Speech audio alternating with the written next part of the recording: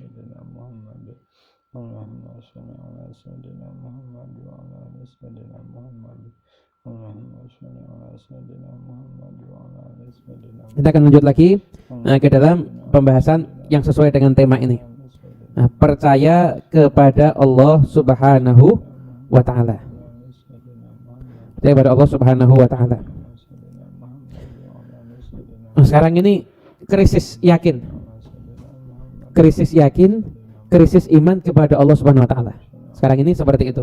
Benar apa enggak? Krisis yakin, krisis kepercayaan kepada Allah Subhanahu wa Ta'ala. Kalau ada orang nanya, gimana ya caranya biar yakin? Maka orang-orang saleh itu kalau ditanya seperti itu akan bingung. Gimana kamu bisa hidup tanpa keyakinan kepada Allah? Gimana kamu bisa hidup tanpa keyakinan kepada Allah Subhanahu wa Ta'ala?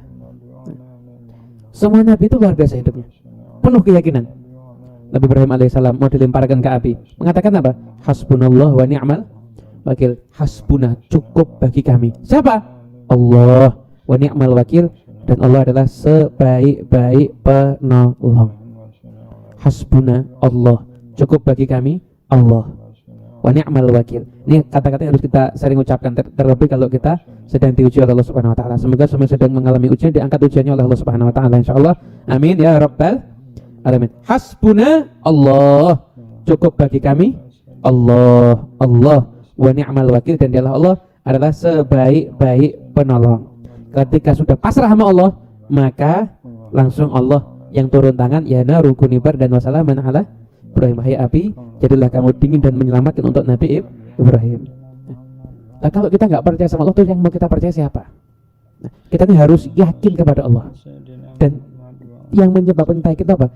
Semakin kita mengenali kelemahan diri kita, maka semakin muncul keyakinan kita kepada Allah Subhanahu wa Ta'ala.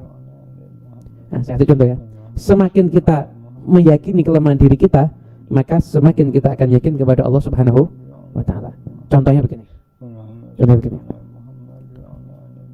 Saya kasih contoh yang paling gampang.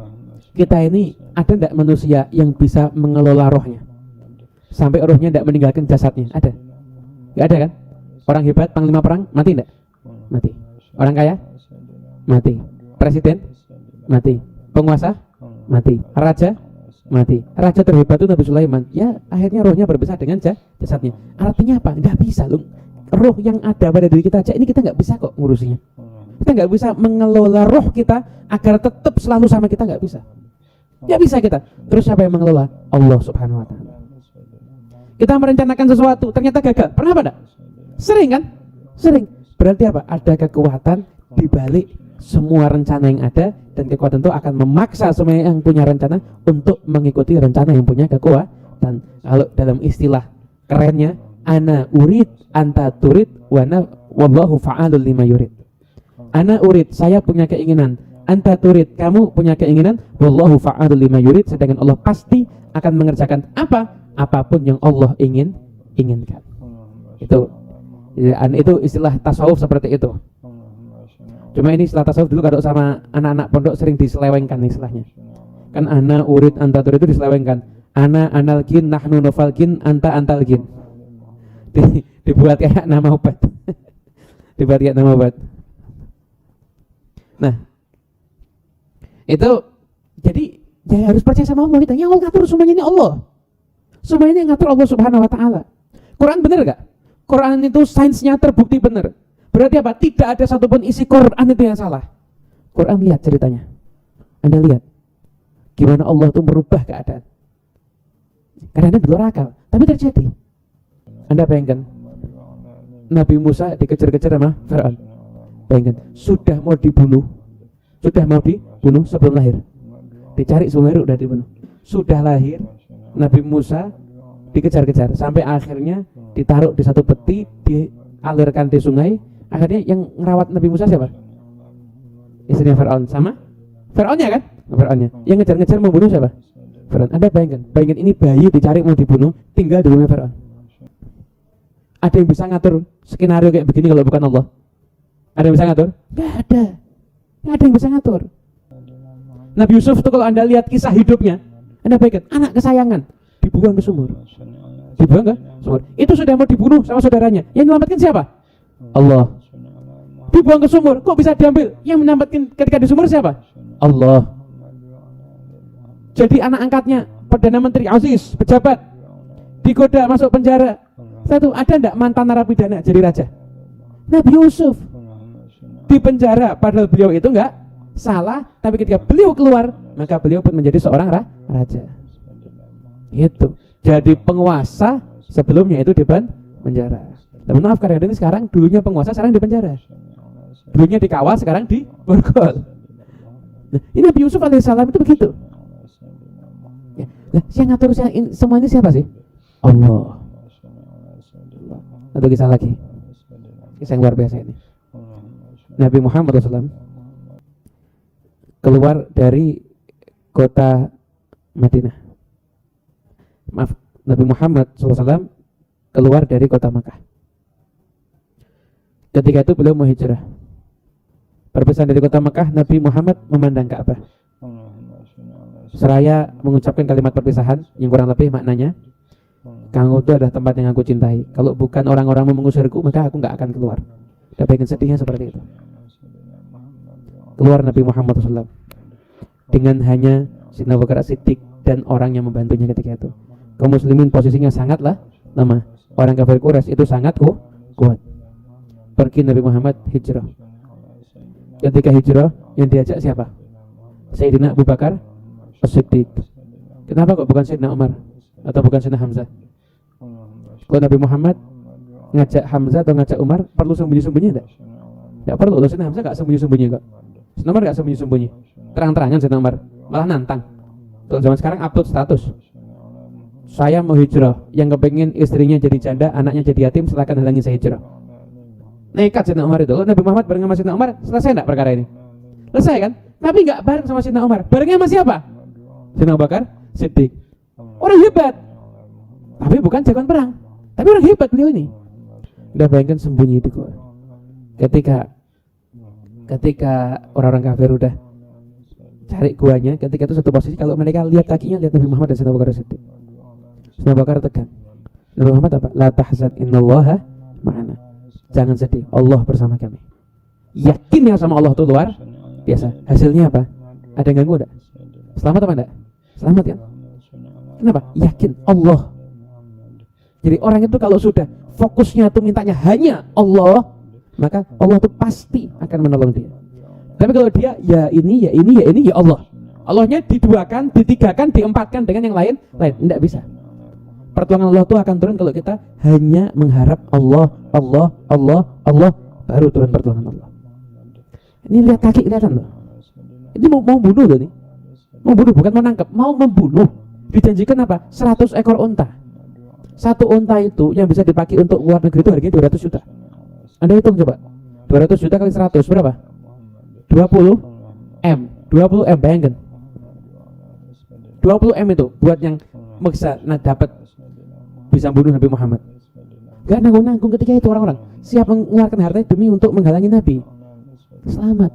Ada Suraqah itu pemburu orang hebat. Dia selidiki kenapa orang gak bisa nangkep Muhammad, gak ada jejaknya. Dia tahu. Akhirnya dia bisa lihat Nabi. Dia kejar Nabi, baru mau jalan jatuh, baru mau jalan jatuh, baru mau jalan jatuh. Akhirnya dia nyerah. Ketika nyerah, didatangi sama Rasulullah. Rasulullah datangi, setelah itu intinya dia nggak mau ganggu Nabi. Dan ketika itu Nabi menjanjikan apa dia? Nanti kamu akan memakai gelangnya Kisra. Kisra siapa? Kisra bin Hurmuz. Kisra Hurmuz ini raja Persia. Iya, kamu bakal memakai gelangnya Kisra. Gelangnya raja itu bukan gelang kayak kecil, itu gelang yang besar loh, yang ada mata berliannya gitu kan, kalau kita lihat di film itu gelang gede loh, yang mungkin segini nih besarnya ya, besarnya itu seperti gelang ada mata. Nah ketika itu Anda bayangkan, ini dua orang dikejar-kejar sama orang banyak, itu mengatakan kamu akan pakai gelangnya Kisra, artinya apa? Nanti dia bakal ngalahkan Kisra, gelangnya dikasihkan ke Suraqah. Nah, ini kalau orang mikir tidak masuk akal. Anda tahu Persia itu di masa itu luasnya 7,2 juta kilometer persegi. Romawi 5 juta kilometer persegi. Nabi Muhammad yang beriman kepada beliau hanya ratusan orang. Bisa mengalahkan Persia? Saat itu bisa enggak? Mimpi mengalahkan Persia aja enggak mungkin. Coba nih. Umpama. Nih, umpama Ustadz Zid nih. Tak pengen Ustaz juga ini. Ustaz Zidni ketemu sama anak kecil. Anak kecilnya mungkin jatuh, datang sama Ustaz Zidni, terus anak kecilnya bilang begini, nanti kalau saya sudah jadi presiden FIFA, nanti Ustaz Zidni akan saya ajak nonton final Liga Champion gratis. Kalau yang ngomong gitu anak kecil kira-kira jawaban Ustaz Zidni gimana? Oh ya, amin, tapi diketawain. Waras apa enggak anak ini? Waras apa enggak? Atau misalkan orang di kampung pelosok bilang gini, nanti kalau saya jadi presiden, nanti kamu saya jadikan menteri, diketawain. Kenapa? Karena terlalu jauh. Terlalu jauh. Dan Nabi Muhammad tuh yakin sama Allah. Kamu pengen pakai gelangnya Kisra, nanti gelang Kisra itu nanti kamu pakai. Dicatat ketika itu. Yang Amir bin Fuhairah. Catat, dipegang sama Suraqah. Apa Suraqah masuk Islam? Tidak masuk Islam. Padahal saya lihat sendiri loh, dia mengejar Nabi nggak masuk Islam, tapi juga nggak mengkhianati Nabi. Sampai Fathu Makkah baru masuk dalam agama Islam. Islam Muslim, dapat gelang Kisra belum? Nabi Muhammad meninggal belum dapat gelangnya Kisra. Sayyidina Abu Bakar meninggal belum dapat gelangnya Kisra. Sayyidina Umar ketika beliau menjadi khalifah, Persia kalah, ditinggal semuanya. Gelangnya Kisra termasuk harta rampasan perang. Sayyidina Umar diambil. Suraqah, mana Suraqah ada nggak? Ada. Suratnya Nabi masih ada. Ini masih ada. Kamu dapat apa? Gelangnya Kisra. Ini gelangnya Kisra kamu pakai, mahkotanya sekalian kamu pakai. Buat Suraqah, nangis Suraqah.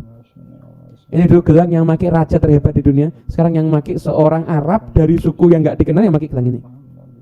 Artinya apa? Percaya kepada Allah Subhanahu wa Ta'ala, itu kunci segalanya. Makanya jangan pernah kita membatasi harapan kita kepada Allah dengan keraguan. Tujuannya setan iblis itu buat kita ragu. Syaitan itu buat kita jangan pernah ragu sama Allah. Apapun yang Anda cita-citakan, yakin Allah pasti akan ngasih, Anda akan dapat. Allah pasti akan dapat. Itu pasti. Udah janjinya Allah Subhanahu wa Ta'ala. Itu. Ana inda dhanni abdi bi falyadhun nabi masya. Aku ini tergantung prasangka hambaku, maka silakan hambaku berprasangka apapun juga kepadaku. Jadi yang kita dapat dari Allah tergantung bagaimana persangkaan kita kepada Allah. Makanya selalu bersangka baik kepada Allah Subhanahu wa Ta'ala. Itu kuncinya ya. Bikin doa yakin kabul. Berpikir itu adalah berpikir positif. Jangan berpikir negatif. Jangan berpikir negatif, berpikir positif. Anda sakit, insya Allah bentar lagi sehat. Anda diuji Allah, bentar lagi selesai ujiannya. Jadi doanya positif sama selalu ikhtiar dan berdoa, inilah adalah kunci kesuksesan. Nah,